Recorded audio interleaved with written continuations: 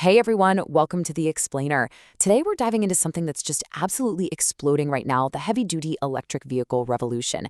But we're not just going to sit here and marvel at the shiny new trucks. Nope, we are going under the hood, so to speak, to explore the hidden infrastructure that actually makes them run and the incredible engineering it takes to keep them charged. Let's get right into it. So to really wrap our heads around the sheer scale of this, we have to ask, what happens when the EV revolution completely outpaces the power grid? It's kind of like an iceberg, right? The flashy new electric semis and those sleek delivery vans we hear about, that's just the tip of the iceberg. It's the stuff catching everyone's eye. But the massive, hidden challenge lurking right beneath the surface, that's our physical grid capacity and a severe lack of high-powered chargers. If we don't solve what's underwater, the whole system just grinds to a halt. Okay, let's map this out. We're going to start with the electric freight boom, then hit the harsh reality of the infrastructure bottleneck. After that, we'll look at legislating emergency resilience, and finally check out two incredible workarounds: prefabricated power solutions and mobile megawatt charging. All right, part one, the electric freight boom. Just over the last month or so, there's been a massive surge in heavy-duty, zero-emission freight vehicles hitting the road. The transport industry isn't just sitting around waiting.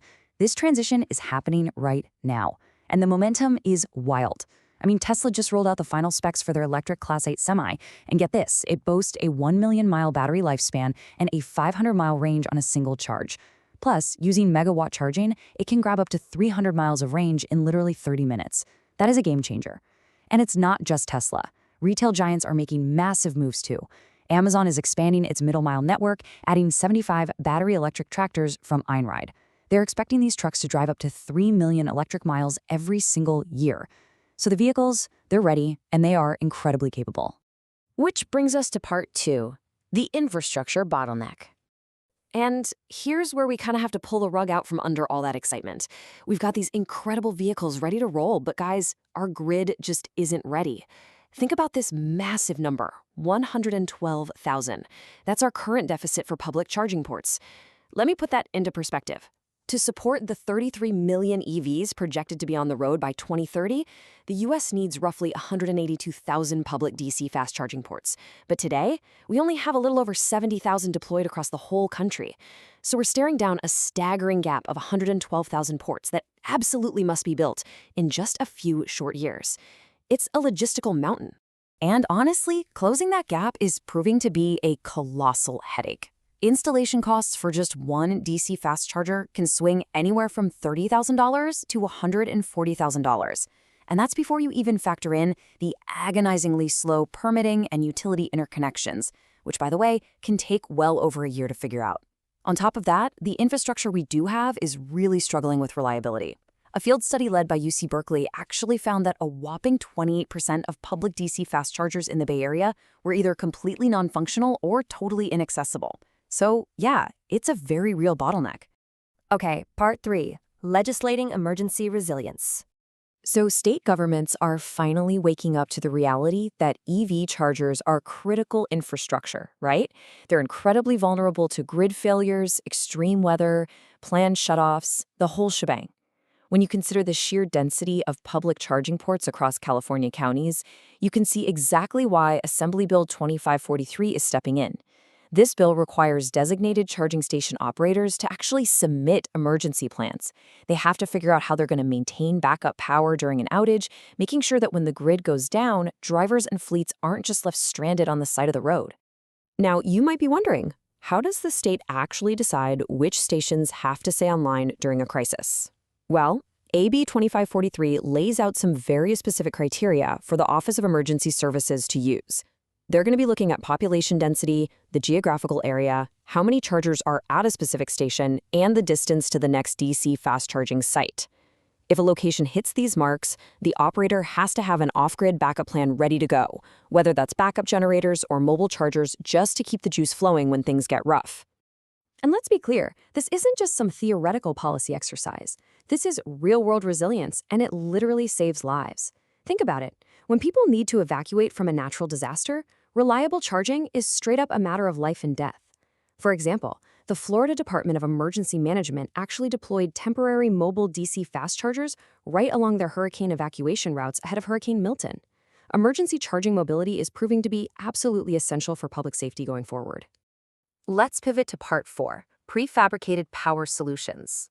So because we obviously can't always sit around waiting for massive grid upgrades, complicated construction projects, or new state mandates, tech innovators are just bypassing those constraints entirely. If you contrast traditional, field-built infrastructure, which usually involves massive headaches like on-site trenching, endless weather delays, and a really high risk of wiring mistakes, with Eaton's prefabricated power distribution skids, it's like night and day. Eaton systems are modular, factory-assembled plug-and-play units.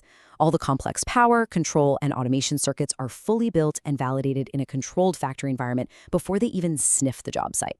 The impact of doing it this way is just huge, because these modular units arrive pre-wired and pre-tested to National Electrical Code standards. They show up ready to go. This means they can be installed and energized up to 50% faster than conventional builds. When we're racing to overcome that 1,112,000 charger deficit we talked about earlier, cutting installation time in half is an absolute game changer.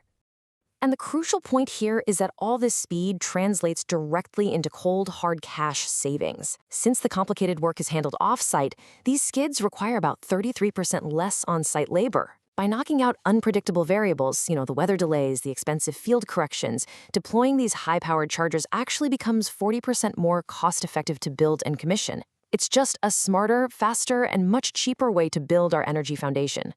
Finally, let's hit part 5, mobile megawatt charging. Okay, so what happens when a fleet absolutely cannot wait for grid upgrades, even with those cool prefabricated skids? Well, you bring the power directly to the vehicles.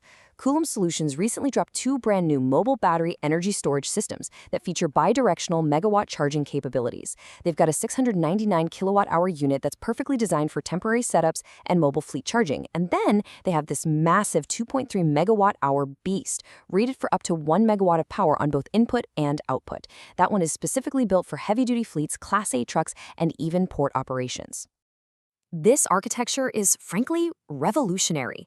The unique bidirectional capability means a fleet operator can take this massive battery, plug it into the grid somewhere else where power is actually plentiful, charge it all the way up, transport that stored energy back to their depot, and then dispense it at a megawatt level directly into their waiting trucks. Plus, it features a standard 480-volt connection to support building loads and even shave peak energy demands. It literally bridges the infrastructure gap while fleets are stuck waiting for those permanent utility grid upgrades to finish. Which brings us to a final, really fascinating question. As vehicles get more advanced and these mobile batteries allow us to completely bypass traditional bottlenecks, will the power grid of tomorrow be driven to us rather than drawn from a wire? We're literally watching innovation outpace traditional infrastructure in real time. I hope this explainer gave you a much deeper understanding of the hidden challenges and the frankly incredible engineering that's powering the future of mobility. Keep questioning the systems around you, and I'll catch you next time.